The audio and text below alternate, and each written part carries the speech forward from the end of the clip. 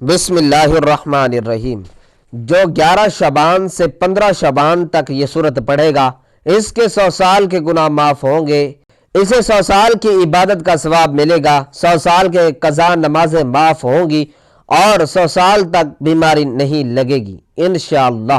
محترم ناظرین، یہ کوئی عام دن نہیں، یہ کوئی عام عمل نہیں، یہ اللہ پاک کی خاص رحمتوں کا وہ دروازہ ہے جو 11 شعبان سے 15 شعبان تک کھلا رہتا ہے۔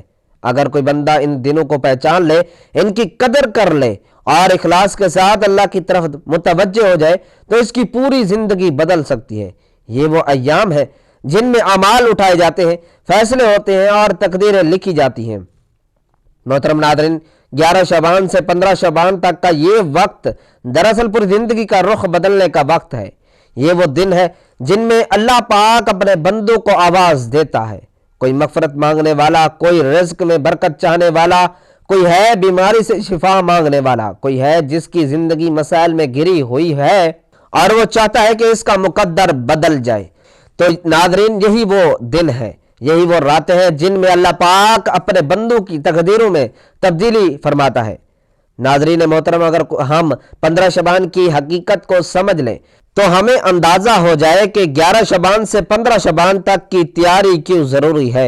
احادیث میں آتا ہے کہ 15 شعبان کی رات اللہ پاک اپنی مخلوق پر خاص نظر رحمت فرماتا ہے اور اعمال کا حساب لیا جاتا ہے۔ اسی رات آئندہ سال کی تقدیریں لکھی جاتی ہیں، کون زندہ رہے گا، کون دنیا سے رخصت ہوگا، کس کا رزق کشادہ ہوگا، کس پر تنگی آئے گی، یہ سب فیصلے اللہ کے علم میں ہے، مگر اس رات ان کا ظہور ہوتا ہے۔ محترم ناظرین، اگر آپ چاہتے ہیں کہ آپ کی تقدیر اچھی لکھی جائے، اگر آپ چاہتے ہیں کہ بیماریوں سے حفاظت ہو، اگر آپ چاہتے ہیں کہ رزق میں برکت ہو، دل کو سکون ملے، گھر میں خیر آئے، اولاد نیک ہو، قرض اتر جائے، پریشانی دور ہو، تو پھر 11 شعبان سے 15 شعبان تک اس عمل کو ضرور اپنائیں، کیونکہ جو بندہ اس وقت اللہ کے سامنے جھک جاتا ہے، اللہ پاک اس بندے کو خالی نہیں لوٹاتا۔ ناظرین محترم، قرآن پاک اللہ کا کلام ہے، اس کی ہر صورت میں نور، شفا اور رحمت رکھی گئی ہے۔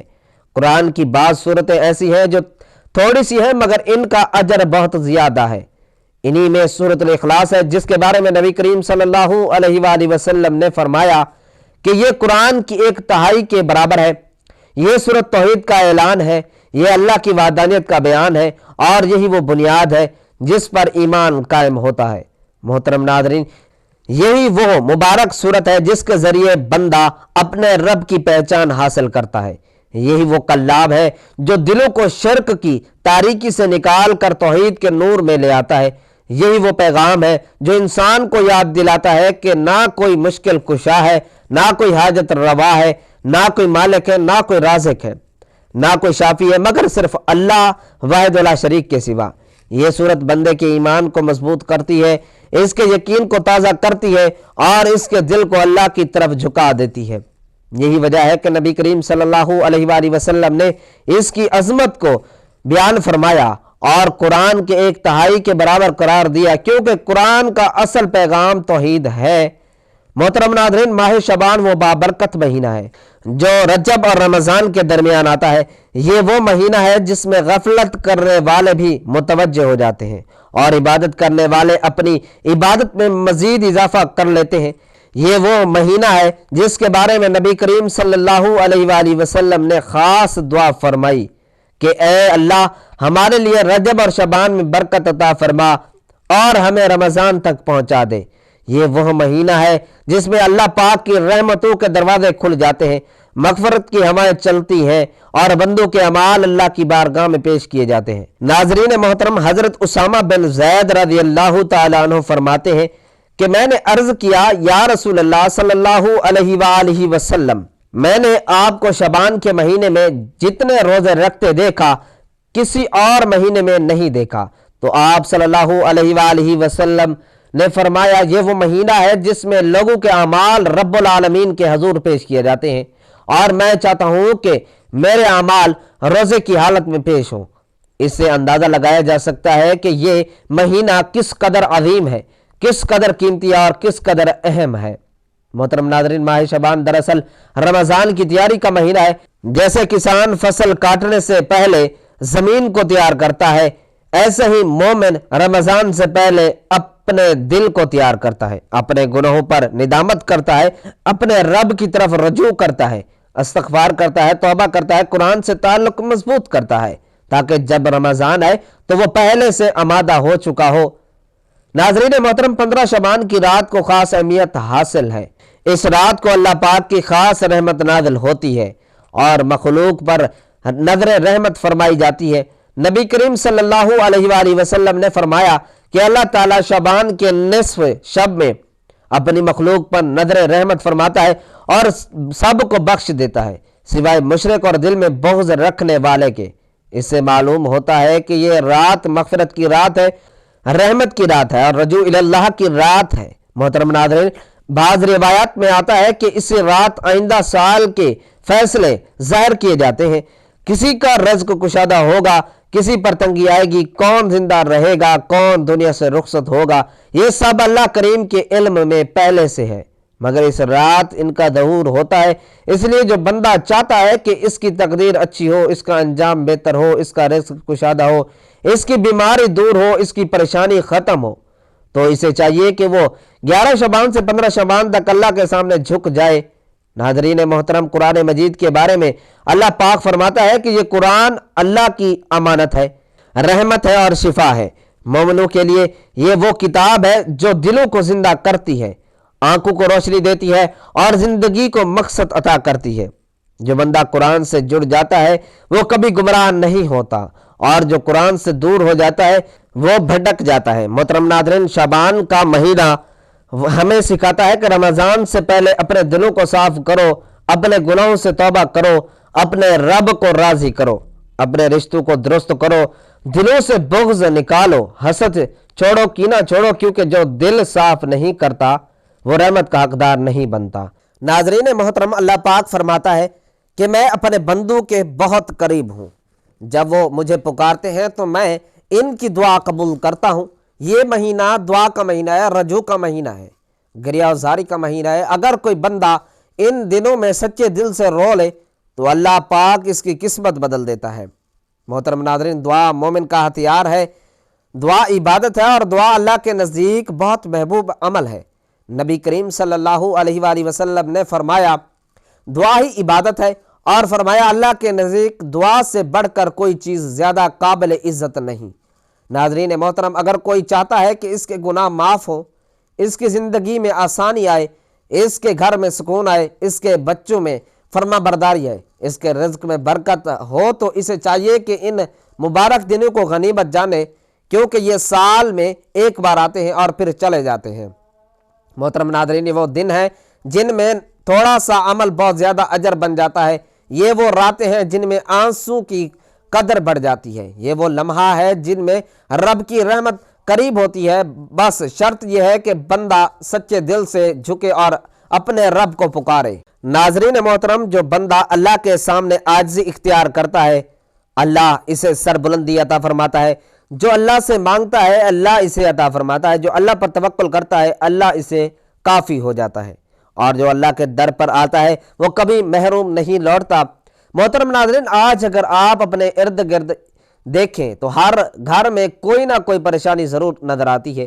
کہیں گھریلو جھگڑے ہیں، کہیں میاں بیوی کے درمیان نفرتیں بڑھ چکی ہیں، کہیں ماں باپ اولاد کی نافرمانی سے ٹوٹ چکے ہیں، کہیں بیٹیاں جوان ہو کر رشتوں کے انتظار میں بیٹھی ہیں، مگر بات کہیں نہیں بنتی، کہیں بیٹے ہاتھ سے نکلتے جا رہے ہیں، کہیں رزق کی تنگی ہے، کہیں دن رات محنت کرنے کے باوجود برکت نہیں، کہیں قرض ہے جو اترنے کا نام نہیں لیتا، کہیں بیماری ہے جو علاج کے باوجود ختم نہیں ہوتی، کہیں دل کا سکون ختم ہو چکا ہے اور انسان مسکراتے ہوئے بھی اندر سے ٹوٹا ہوا ہے۔ محترم ناظرین، یہ وہ حالات ہیں جو انسان کو ڈپریشن کی طرف سے لے جاتے ہیں۔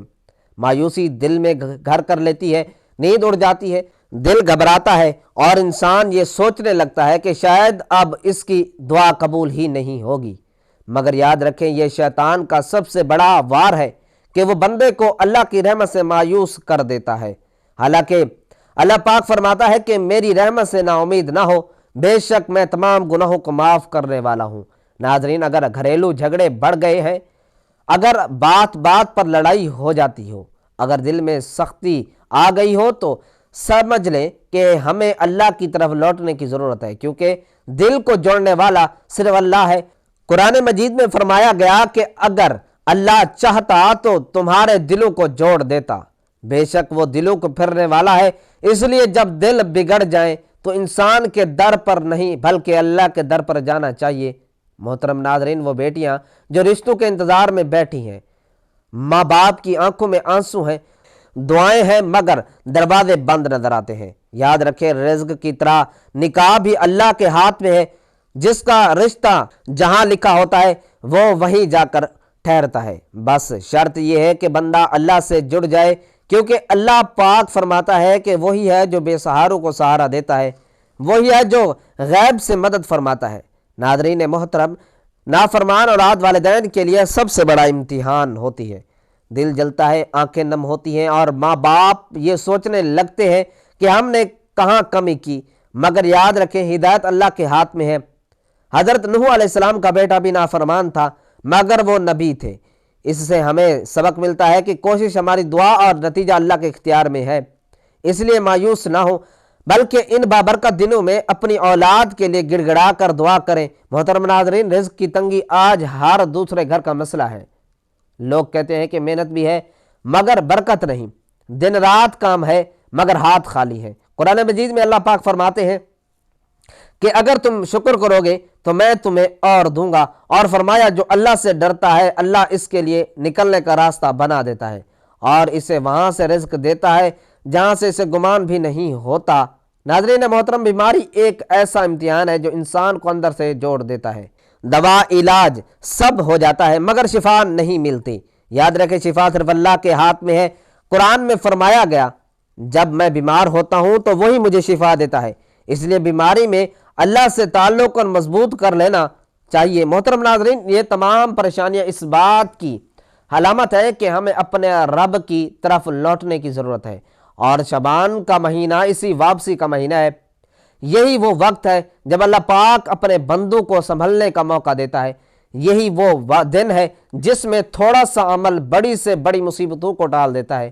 ناظرین محترم، جو بندہ 11 شعبان سے 15 شعبان تک اس عمل کو اخلاص کے ساتھ کرتا ہے، اللہ پاک اس کی زندگی میں برکت ڈال دیتا ہے، اس کے گھر میں سکون آ جاتا ہے، اس کے دل کا بوجھ ہلکا ہو جاتا ہے، اس کے رزق میں کشادگی آ جاتی ہے، اس کی بیماریوں میں آسانی آ جاتی ہے، اس کے بچوں کے دل نرم ہو جاتے ہیں اور اس کی تقدیر میں بہتری آ جاتی ہے۔ محترم ناظرین، یہ کوئی جادو نہیں ہے، یہ اللہ کا وعدہ ہے اور اللہ اپنے وعدے کے خلاف نہیں کرتا۔ جو بندہ اللہ کی طرف ایک قدم بڑھاتا ہے اللہ اس کی طرف 10 قدم بڑھاتا ہے، اور جو بندہ اللہ کے در پر دستک دیتا ہے اللہ اس کے لیے دروازے کھول دیتا ہے۔ ناظرین محترم، یہ عمل اس لیے بتایا جا رہا ہے کہ 15 شعبان کی رات اعمال کا حساب ہوتا ہے اور تقدیر کا ظہور ہوتا ہے۔ اگر آپ چاہتے ہیں کہ اس سال کی تقدیر ہے، اس سال آپ کی تقدیر میں آسانی ہو تو 11 شعبان سے تیاری شروع کریں، کیونکہ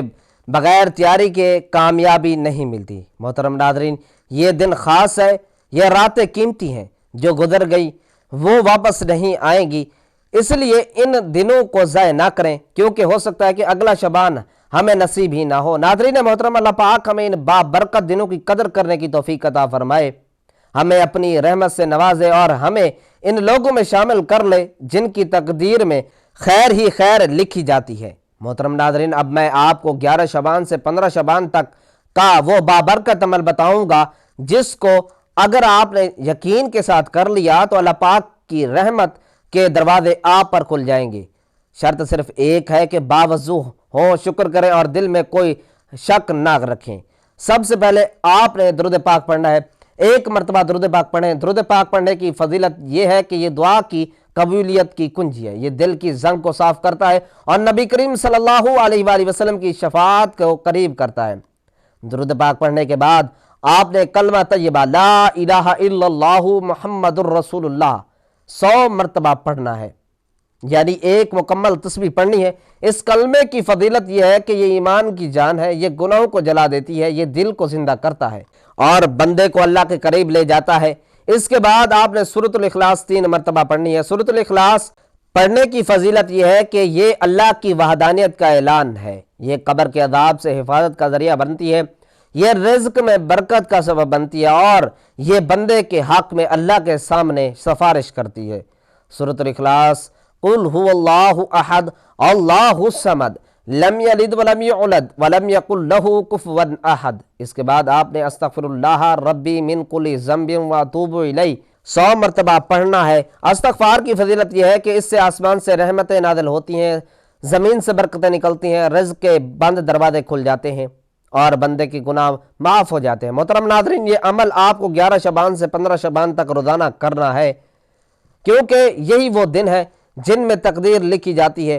جو دن گزر گئے وہ گزر گئے ہیں، آگے جو دن باقی ہیں ان کو غفلت میں نہ گزاریں۔ اگر آپ چاہتے ہیں کہ آپ کی تقدیریں بدلیں تو ان دنوں کو غنیمت جان لیں۔ یہی وہ موقع ہے جو سال میں ایک بار آتا ہے۔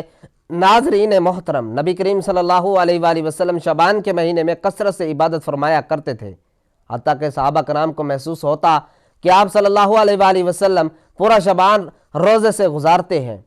اس کی وجہ یہ تھی کہ یہ مہینہ رمضان کی تیاری کا مہینہ ہے اور اعمال کے اٹھائے جانے کا مہینہ ہے۔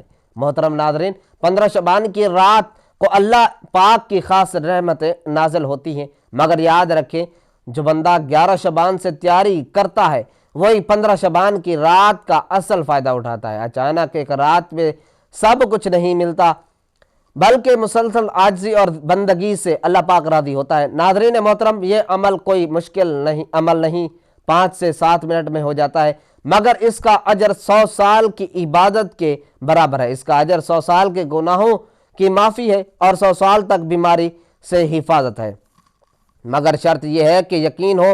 اب آخر میں آپ سب سے گزارش ہے کہ اگر یہ ویڈیو آپ کے لیے فائدہ مند ہو تو ویڈیو کو لائک کریں، اسے زیادہ سے زیادہ لوگوں تک شیئر کریں تاکہ وہ بھی اس خیر میں شامل ہو سکیں، اور چینل کو سبسکرائب کریں تاکہ ایسی بابرکت ویڈیوز آپ تک مسلسل پہنچتی رہے۔ کمنٹس میں اللہ رب العزت کے 99 ناموں میں سے کوئی ایک خوبصورت سا پیارا سا نام وسعت اور رزق میں حصول ثواب کے لیے تحریر فرما دیں۔ اللہ پاک ہمیں 11 شعبان سے 15 شعبان تک ان بابرکت دنوں کی قدر کرنے کی توفیق عطا فرمائے، ہماری تقدیروں کو بہتر فرما دے، ہمارے گناہوں کو معاف فرما دے اور ہمیں رمضان المبارک تک خیر و عافیت کے ساتھ پہنچا دے۔ ہمارا سنانا اپنی پاک بارگاہ الہی میں قبول و منظور فرمائے، آمین یا رب العالمین۔ جزاکم اللہ خیرا کثیرا۔